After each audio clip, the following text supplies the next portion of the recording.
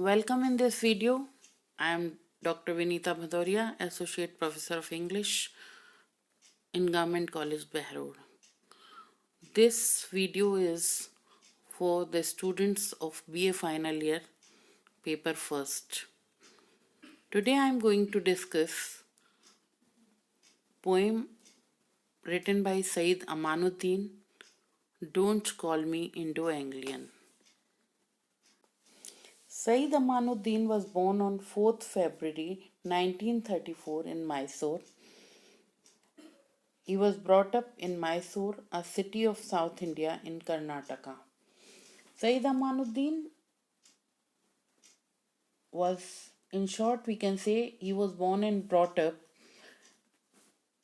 in South India and later he migrated to America. This is the reason that his poetry unifies the Indian clarity and American modernity. He is a poet with a blend of Indian essence and American flavor in his writing. His works capture the essence of human experience like joy, happiness, love, pain, suffering, and death. He was a very distinguished style of writing which resembles to E. Cummings' style of writing. Both of them introduced the avant-garde style in writing poetry, which experiments the conventional rules of syntax and punctuations. That means he doesn't want to use capital letters and marks of punctuation. His uses of negative words like hodgepodge, confusion, nullity, and abortive unveil his disgust as he was put in the category of Indo-Anglian man of letters. He follows the modernist American tradition of writing. Syed Amanuddin was not only a poet, he is a prose writer, he is a critic, he is a novelist, but basically he was a poetry writer. His major works of poetry are Adventures of Atman, An Epic of the Soul, Age of Female Nuances, Challenger of Poems, The Children of Hiroshima, volume of poems, James and Germs, Lighting and Love. His notable dramas and plays are The King Who Sold His Wife and System Shaker plays. He has also written plays, prose and essays. Those are Hart Crane's Mystical Quest and Other Essays, World Poetry in English. Novels, he has written Passage to the Himalayas, and his prominent book on criticism is Creativity and Reception Towards a Theory of Third World Criticism. Now I'll discuss the prescribed poem in your syllabus, Don't Call Me Indo-Anglian by Syed Amanuddin to you. His poem Don't Call Me Indo-Anglian is the best example which unfolds the liberty to use his syntactic structure. His uses of negative words like hodgepodge, confusion, nullity, and abortive unveil his disgust as he was put in the category of Indo-Anglian man of letters, which he doesn't want. He denounces being addressed as an Indo-Anglian. In this poem especially, he discusses only this thing that he doesn't want to call himself Indo-Anglian. In a staccato speech pattern, he designates the word Indo-Anglian as a hodgepodge of culture, which suggests lack of belongingness to either of culture. It seems he feels himself illegitimate when somebody assigns him as Indo-Anglian, and it aborts his identity as an individual. The complete absence of punctuation in the entire poem shows strongly the urgency to vent out his aggression and frustration or of the repression of anger that he has been undergoing for a long time. Syed Amanuddin, in his poem Don't Call Me Indo-Anglian, vehemently rejected his identity as an Indo-Anglian. So, now we are going to discuss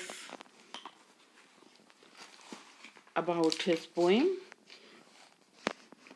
He writes in English and imagines in English, but do not like to be called Indo-Anglian because he has a dislike to this term.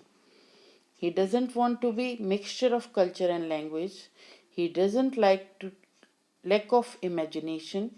He dislikes an unsuccessful relationship between an Indian and an English. He dislikes the use of hyphens and calls them artificial values in the name of race, religion, and language. He denounces all levels and level markers. He does not like the treated like a moon rock specimen which is analyzed, labeled, and stored in shelves again and again. Amanuddin says that those people who call him Indo-Anglian class him with a small group of writers.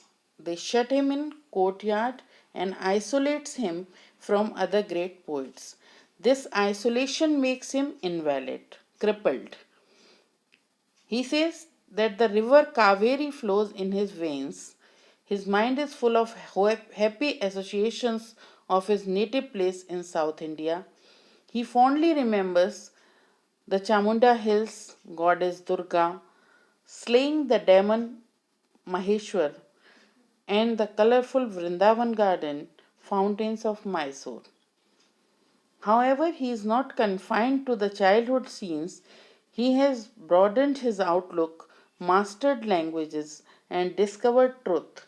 He has become enlightened by getting rid of narrow prejudices.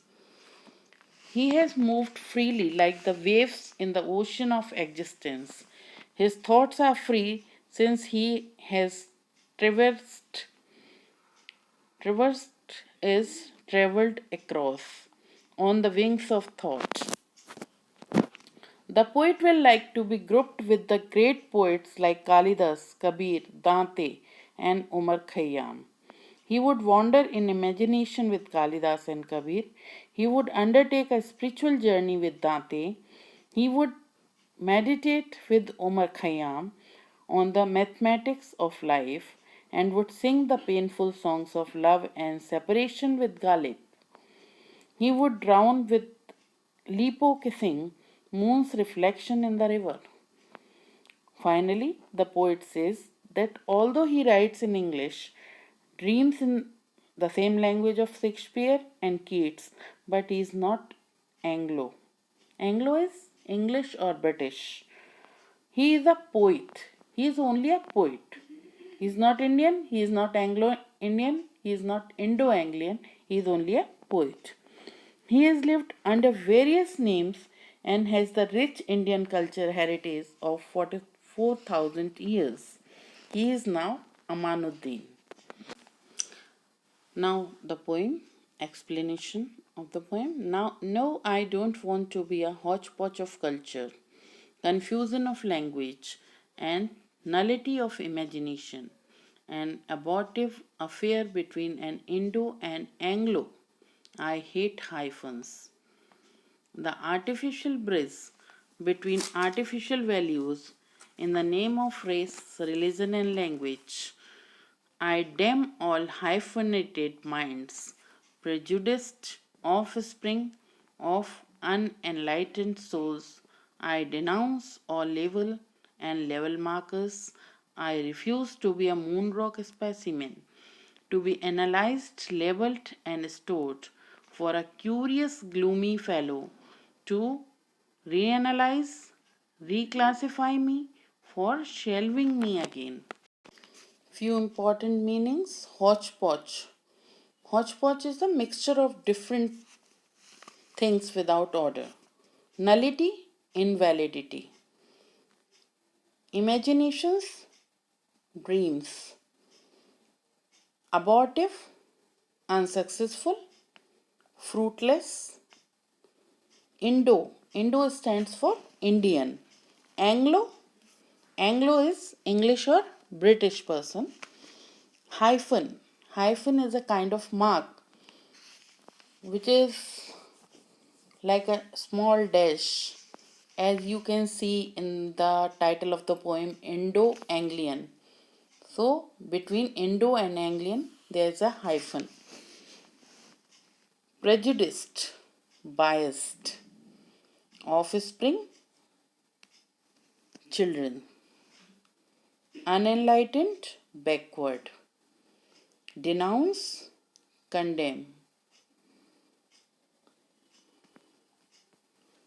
Gloomy, depressing. These are few meanings, and now I am going to explain these lines to you. The poet in his poem vehemently rejected his identity as an Indo-Anglian. He hated hyphens and play as bridge between artificial values in the name of race, religion, and language. He denounces all pseudo labels and label markers. He does not like to be a mixture of culture and languages. He does not like a lack of imagination. He dislikes to be unsuccessful relationship between an Indian and an English. He does not like the use of hyphens and calls them artificial bridge. Hyphens are the artificial bridge for Syed Amanuddin. Between artificial values in the name of race, religion, and language. Race is the culture. He criticizes, condemns all hyphenated minds, those who create differences between man to man, whom he calls prejudiced products of the souls which are not free from ignorance and superstitions, etc. He denounces all labels and label markers. Labels are usually given to the moon rock specimen. He refers to be like such a specimen of moon rock which are analyzed, classified, and labeled and finally stored in the shelves again and again. Bookshelves. He does not like the label of Indo-Anglian for himself. They call me Indo-Anglian. I don't know what they mean. Kaveri flows in my veins because he is an Indian. Chamundi hills rise in my mind with stars afloat, eyes of the goddess smiling on the slain demon. Vrindavan fountains sing in my soul. But I am not tied down to my childhood scene. I have laid languages by their ears. I have twisted creeds to force the truth out. I have burnt candles in the caves of prejudice. I have searched in the oceans of being. I have flown across the universe on the wings of my thought.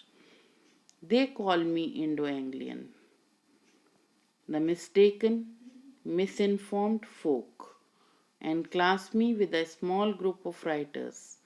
Cloistering me, crippling me, I would rather roam with Kalidas and Kabir or go on a spiritual journey with Date, meditate with Khayyam on the mathematics of existence, or sing with Ghalib the anguish of love, or drown with Lipo kissing the moon's reflection in the river. They call me Indo-Anglian. It's true.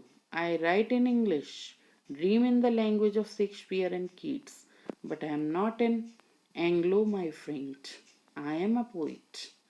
I have lived 40 centuries under various names. I am now Amanuddin. Few meanings. Kaveri is the name of an Indian river. Veins are the veins in the body. Chamundi. Chamundi is the name of hills. Afloat. Floating. Brindavan fountains. Fountains of Brindavan garden, which is situated in Mysore, Karnataka.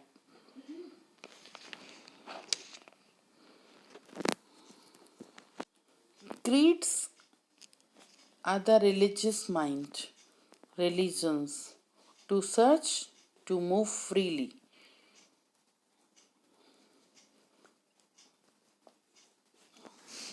Existence, your identity, your acquaintance, misinformed, wrongly informed.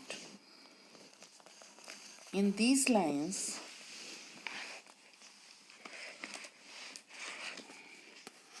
Amanuddin says that people call him Indo-Anglian, but he does not know what they mean by this. He doesn't know the meaning of, he doesn't understand the meaning of Indo-Anglian. He belongs to the South India, and the river Kaveri flows in his veins. His mind is full of happy associations of South India. Chamundi hills on which stars float rise in his mind. The bright eyes of the goddess Durga are smiling on the demon Mahishasur slain by her. The colorful Vrindavan garden fountains of Mysore fill his soul with music. However, the poet is not limited by being tied in the scenes of his childhood. He doesn't want to stop here only with the memories of his childhood.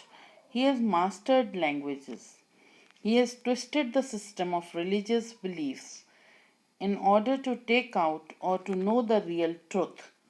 He has become enlightened by burning candles in the narrow caves of prejudice.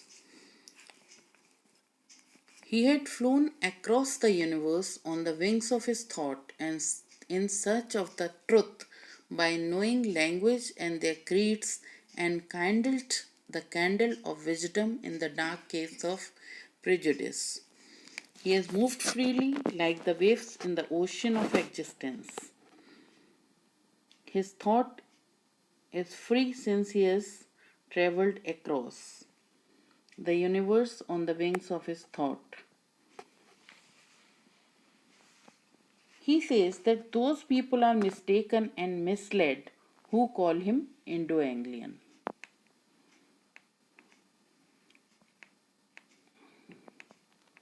They class him with a small group of writers, which made him cloistered and crippled.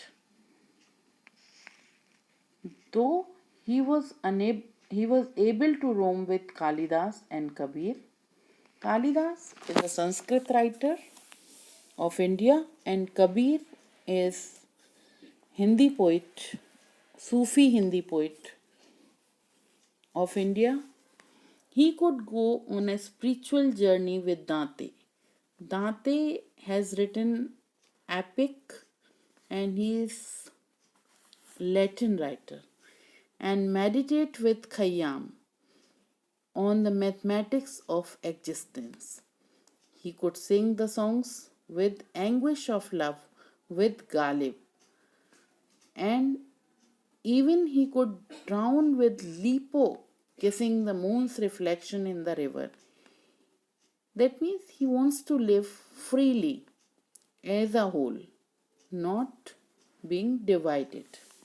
In fact, he was not Anglo, but he could write in English surely in the language of Shakespeare and Keats.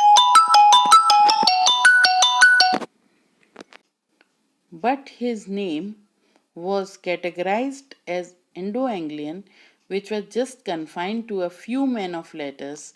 He did not digest this type of segregation.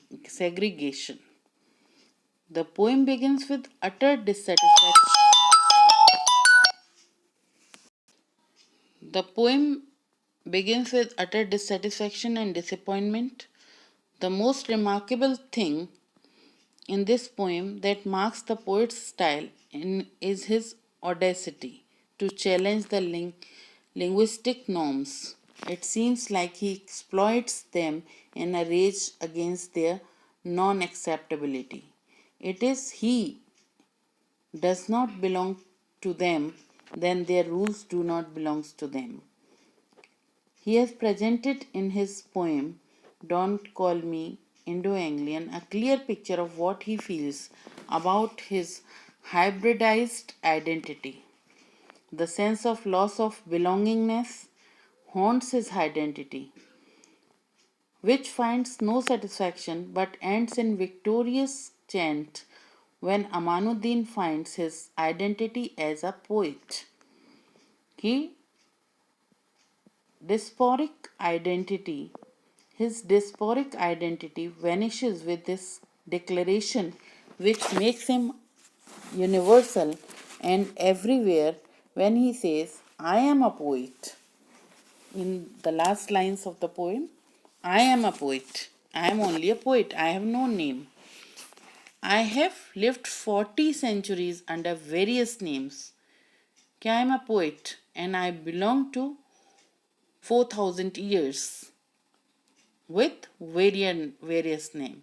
And now in this is I am known as Amanuddin. So finally the poet Amanuddin says that although he writes in English, imagines in the language of Shakespeare and Keats, yet he is not Anglo. He is only a poet and lived under various names and has the rich Indian culture heritage of 4,000 years. He is now simply Amanuddin. Hope you enjoyed the analysis and explanation of the poem and understand it well. In one line, if I want to sum up it, then I can say Amanuddin revolt against the conservative ideas of the literary world. Thank you very much.